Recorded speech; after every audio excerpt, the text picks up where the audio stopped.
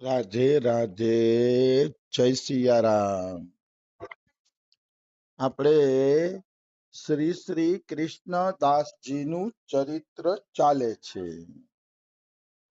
કૃષ્ણદાસજીના ચરિત્રમાં આપણે જોયું કે બજારમાં એક વેશ્યા નાચતી હોય છે। ઈ વેશ્યાનું નૃત્ય જોઈને કૃષ્ણદાસ એને 20 રૂપિયા આપે છે। 20 રૂપિયા દક્ષિણા। તો 20 રૂપિયા જોઈને વેશ્યા પ્રસન્ન થઈ ગઈ કે આ તો કોઈ રીજવાર લાગે છે। એને એમ થયું કે આ તો કોઈ રીજવાર લાગે છે, આ તો કોઈ ઊંચો ગ્રાહક લાગે છે। એટલે વેશ્યા એની તરફ થોડીક આકર્ષિત થઈ ને, તો કૃષ્ણદાસે કીધું કે તું મારા શેઠ પાસે નાચવા માટે આવી શીખીએ? મારો શેઠ મારા કરતા વધુ રીજવાર છે।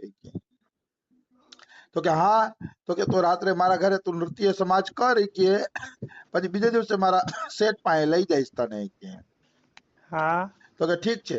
રાતે વેશ્યા નાચવા આવી તો 100 રૂપિયા આપ્યા કૃષ્ણદાસે। 100 રૂપિયા જોઈને વેશ્યા તો આશ્ચર્યચકિત થઈ ગઈ કે આટલા રૂપિયા તો મને કોઈ દી કોઈએ આપ્યા નથી। તો વેશ્યા કે આભાર તમારો કે તમે આટલા રૂપિયા આપ્યા। તો કૃષ્ણદાસ શું કહે છે? કૃષ્ણદાસ એમ કહે છે કે હું તો એક તુચ્છ મુનિમ છું। મારા ઠાકોરજી તો, મારા શેઠ તો આના કરતા વધુ રીજવાર છે। ઈ પ્રસન્ન થઈ જાય ને તો જીવને એટલું આપી દે છે કે જીવને ક્યાંય માગવાની જરૂર રહેતી નથી। જીવને ક્યાંય માગવાની જરૂર રહેતી નથી। પેલા તો અહીંયા આપણે તત્વની ચર્ચા કરીએ કે કૃષ્ણદાસ વેશ્યાનું નૃત્ય જોવે છે, વેશ્યાને પૈસા આપીને ખુશ કરે છે। આ શું ચક્કર છે અહીંયા? તો કે ચક્કર કાંઈ નથી। ચક્કર એટલું છે કે કૃષ્ણદાસની દિવ્ય દ્રષ્ટિએ જોઈ લીધું કે આ વેશ્યા કોઈ ભગવદીય જીવ છે। પાછલા જન્મના કોઈ પાપના કારણે વેશ્યા બની છે, બાકી છે આ કોઈ ભગવદીય જીવ। એટલા માટે જ ભગવદીય જીવ હતા ને, એટલા માટે જ એ વેશ્યા સાથે વાતચીત કરી, એને નૃત્ય ઉપર રીજીને પૈસા આપ્યા, એવું બધું કર્યું। તત્વથી બધું જાણી લેવું જરૂરી છે, નકર તો ખાલી વાર્તા જાણી લે તેમ થાય કે લ્યો સંતો આવું કરતા હશે એવું થાય। પણ વાસ્તવમાં એવું નથી। સંતોની પ્રત્યેક લીલામાં કાંઈક ને કાંઈક રહસ્ય રહેલું હોય છે, અને ઈ રહસ્યને બહારના લોકો જાણતા નથી, એટલે પટપટ પટપટ કરી રાખે। આમ કેમ કર્યું ને, આમ કેમ કર્યું ને, આને આમ કેમ કર્યું ને, બસ પટપટ કરી રાખે પછી। બિલકુલ। પણ વાસ્તવિક રહસ્ય એ છે કે કૃષ્ણદાસે જોઈ લીધું કે આ ભગવદીય જીવ છે। અને બહેનું એમ જ, શ્રીનાથજી પાસે એક જ કીર્તનમાં વેશ્યાએ શરીર છોડી દીધું। કારણ કે ઓલું વેશ્યાનું પ્રારબ્ધ હતું ને, એ પ્રારબ્ધ પૂરું થઈ ગયું એટલે શરીર છોડીને ભગવાન પાસે વહી ગઈ। આવી વસ્તુ છે, પણ એ આગળ આવશે ત્યારે આપણે લેશીએ। તો કૃષ્ણદાસ એમ કહે છે વેશ્યાને કે હું તો એક માત્ર મારા શેઠનો મુનિમ છું। મુનિમ થઈને હું તને આટલું આપતો હોઈશ તો વિચાર, મારા શેઠ પાસે તું નૃત્ય કરીશ તો શેઠ તને શું નહીં આપે। હજી વેશ્યાને ખબર નહોતી કે આના શેઠ તો શ્રીનાથજી છે, આના શેઠ તો ઠાકોરજી છે। એને ખબર નહોતી, એને એમ કે આના જેવો કોઈ રીજવાર શેઠ હશે। અને ઈ વર્ષના 100 રૂપિયા આપવા, 500 વર્ષ પહેલાના 100 રૂપિયા એટલે આજના હજારો રૂપિયા જેટલા થાય।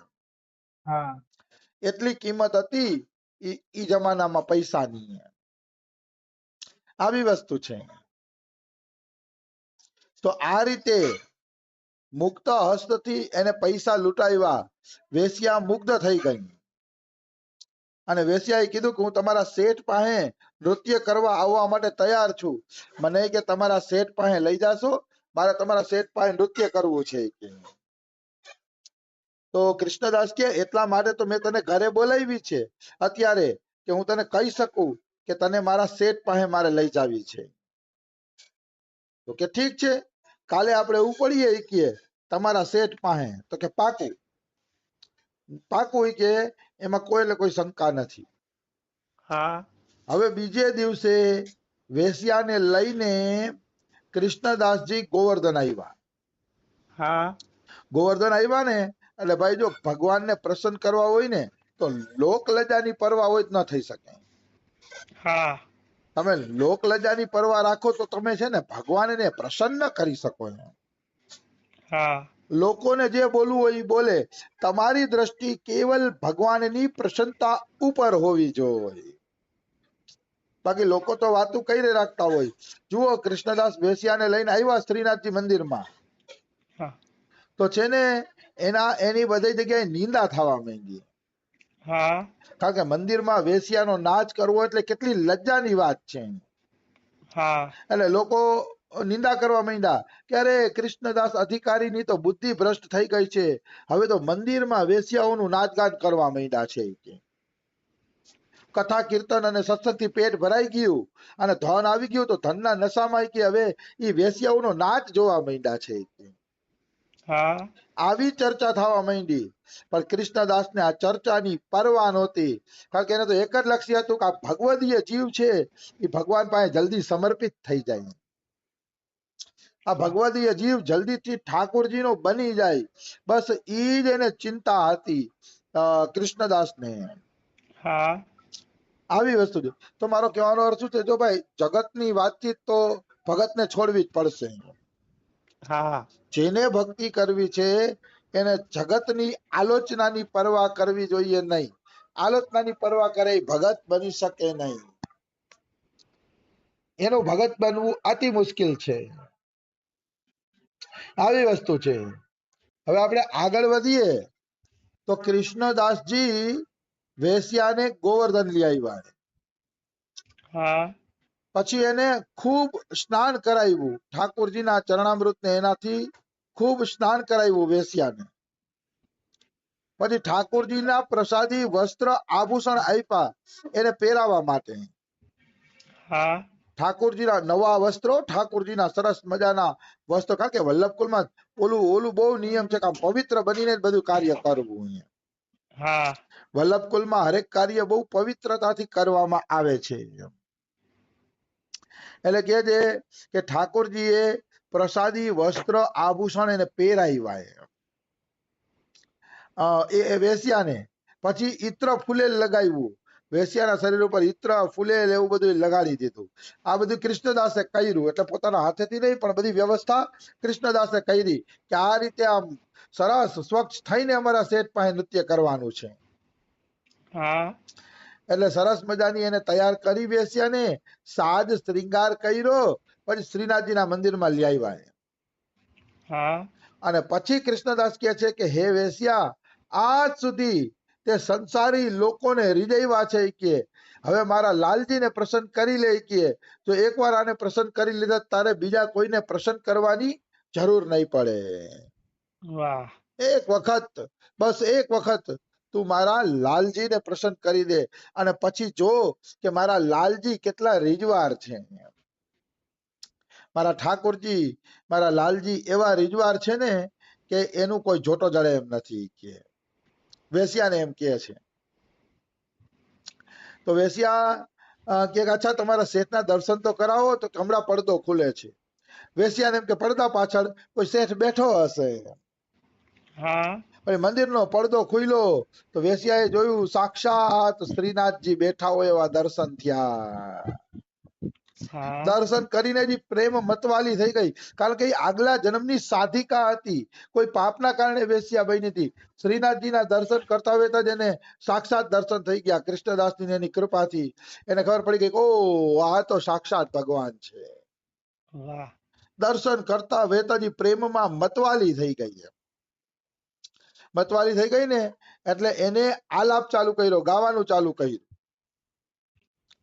ગાવાનું ચાલુ કર્યું ને તો કૃષ્ણદાસજી કે તમે મારા શેઠને, મારા લાલજીને બરોબર જોયા ને, તો મતલબ દિવ્ય દર્શન થયા ને એમ કહે છે કૃષ્ણદાસ અધિકારી.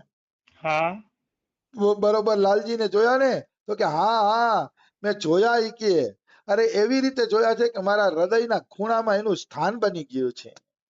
હા વેશ્યા એમ કે છે બહુ પ્રેમથી તમારા લાલજીને જોયા અને એટલા પ્રેમથી જોયા કે મારા હૃદયમાં એનું સ્થાન બની ગયું છે. આવી વસ્તુ છે. પછી તો વેશ્યા નાચવા માંડી, પોતાનું નૃત્ય, ગાયન, તાન, ભાવભંગી અને મુસ્કાન, ભાવભંગી મુસ્કાન ને એના દ્વારા એને છે ને ઠાકોરજીને રીઝવી લીધા. હા ઠાકોરજીને ઈ રીઝવી લે છે. આ રીતે એને ઠાકોરજી પાસે સુંદર નૃત્ય કર્યું, અતિ સુંદર નૃત્ય કર્યું એને ઠાકોરજીની સામે. અને નૃત્યમાં એટલી તદાકાર થઈ ગઈ, નૃત્યમાં એટલી એક થઈ ગઈ, નૃત્યમાં એટલી તન્મય થઈ ગઈ કે નાચતા નાચતા જ એને શરીર છોડી દીધું. હા ઠાકોરજીના મંદિરમાં શરીર છોડી દીધું. એક જ દીમાં ભગવત પ્રાપ્તિ. કારણ કે એનું થોડુંક જ વેશ્યાનું પ્રારંભ બાકી હતું, એટલે એને ભજન તો પૂરું થઈ જ ગયું હતું આગલા જન્મમાં. એટલે એક જ જન્મની અંદર, એક જ મતલબ મુલાકાતમાં શ્રીનાથજીની પ્રાપ્તિ થઈ ગઈ એને. વાહ ક્યારે ક્યાં જીવને પ્રાપ્તિ થઈ જાય કઈ કહી શકાય નહીં. કયો કેટલો જીવ ભગવદીય છે એ કહી શકાય નહીં. એટલે કોઈના દોષ ન જોવા જોઈએ. હા મનુષ્યએ લ્યો આ વેશ્યા હતી અને ભક્તો કરતા આગળ નીકળી ગઈ.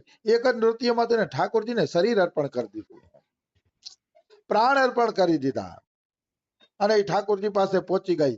એટલે કયો જીવ કેટલો ભગવદીય છે અને કયો જીવ ક્યારે ભગવાન પાસે પહોંચી જશે એ કોઈ જાણી શકતું નથી. બિલકુલ બહુ કઠિન છે. પછી કૃષ્ણદાસને હાશકારો થયો કે હાઈશ, મારા જે કાર્ય માટે વેશ્યાને લઈ આવ્યો તો એ કાર્ય હવે પૂરું થઈ ગયું. હા વેશ્યા ભગવાન પાસે પહોંચી ગઈ. કૃષ્ણદાસ ખુશ થઈ ગયા કે ચાલો હવે આ ભગવદીય જીવો પહોંચી ગયો છે, હવે કઈ ઉપાધિ નથી. હવે આવા ગુઢ ભાવને કોણ સમજી શકે? બારેથી તો એવું જ લાગે ને કે દિલ્હીથી વેશ્યાને નચવવા માટે લઈ આવ્યા કૃષ્ણદાસે. હા બારેથી તો બધાને એવું જ લાગે, પણ અંદર શું ભાવ ભરેલો છે એ કોઈ જાણી શકતું નથી. હા આ રીતે વેશ્યા ભગવાનની પ્રાપ્તિ કરે છે, કારણ કે ભગવાન પ્રેમના ભૂખ્યા છે, પ્રેમની ખાણ છે, પ્રેમના દાતા છે ભગવાન. એ પ્રેમના ભૂખ્યા ભગવાને વેશ્યાને અપનાવી લીધી. એટલા માટે કોઈની જાતિ પાતિ અને કર્મ ઉપર દ્રષ્ટિ ન નાખવી જોઈએ. એના હૃદયમાં ભાવ શું છે એ હૃદયના ભાવ ઉપર દ્રષ્ટિ નાખવી જોઈએ. બિલકુલ એના હૃદયનો ભાવ શું છે. આ રીતે વેશ્યાને શ્રી ભગવાનની પ્રાપ્તિ થઈ. હવે આ પ્રસંગની વ્યાખ્યા આવે છે કે કૃષ્ણદાસજીએ વેશ્યાને ગિરિરાજના તીર્થોમાં સ્નાન કરાવ્યું. હા ગિરિરાજના તીર્થોમાં સ્નાન એટલે કરાવ્યું કે જે કાંઈ થોડા ઘણા એના પાપ રહી ગયા હોય તો ગિરિરાજના તીર્થોમાં સ્નાન કરવાથી નીકળી જાય. હા ગિરિરાજના તીર્થો અતિ પવિત્ર છે અને એમાં સ્નાન કરવાથી અનેક જન્મોના, કરોડો જન્મોના પાપો કપાઈ જાય છે. એટલે વેશ્યાના પાપ કપાઈ જાય અને હૃદય નિર્મળ બની જાય. એટલા માટે વેશ્યાને સૌપ્રથમ ગિરિરાજના તીર્થોમાં સ્નાન કરાવવામાં આવે છે. પછી સ્નાન કરાવી અને પ્રસાદી વસ્ત્રો પહેરાવવામાં આવ્યા, શુદ્ધ અને દિવ્ય વસ્ત્રો પહેરાવવામાં આવ્યા એને. હા અને પછી કૃષ્ણદાસે પોતાનું બનાવેલું પદ આપ્યું કે આ મારું બનાવેલું પદ છે, એ પદ તમે ગાઓ. તો વેશ્યાએ એ પદ ગાવાનું ચાલુ કર્યું અને નાચવાનું ચાલુ કર્યું. એ પદ આ પ્રમાણે છે: મો મન ગિરધર છબી પર અટક્યો. મો મન એટલે મારું મન ગિરધરની છબી ઉપર અટકી ગયું છે. હા મો મન ગિરધર છબી પે અટક્યો. મતલબ વેશ્યાએ શ્રીનાથજીના દર્શન કર્યા અને વેશ્યાને શ્રીનાથજીમાં દિવ્ય દર્શન થયા. એટલે વેશ્યા કહે છે કે મારું મન તો ગિરધરની છબીમાં અટકી ગયું છે. આમ તો વેશ્યા બધી જગ્યાએ નાચતી હતી, પણ આજે ગિરધરની છબીમાં એનું જે મન અટક્યું છે, એવું મન કોઈ પણ પુરુષમાં એનું અટકું નહોતું. કારણ કે બીજા તો ખાલી પુરુષ જ હતા, આ તો પરમ પુરુષ છે. પ્લસ કૃષ્ણદાસે એને દિવ્ય દ્રષ્ટિ આપી દીધી હતી, એટલે એને શ્રીનાથજીમાં સાક્ષાત ભગવાનના દર્શન થયા હતા. એટલા હા માટે પણ વેશ્યાનું મન શ્રીનાથજીમાં અટકી ગયું. અને એક વખત જીવનું મન ભગવાનમાં અટકી જાય એટલે ખલાસ, પછી કાંઈ બાકી રહેતું નથી. પછી કાંઈ બાકી રહેતું નથી. એટલી શક્તિ છે ભગવાનના ચિંતનની. તો આજે મોહમન ગિરધર છબી પર અટક્યો, એ પદ ગાતા ગાતા વેશ્યા પ્રાણ છોડશે. તો એ પદ આપણે કાલે પૂરું કરી લેશું, કારણ કે એના શબ્દો બહુ સારા છે. રાધે રાધે, જય સિયા રામ. રાધે રાધે.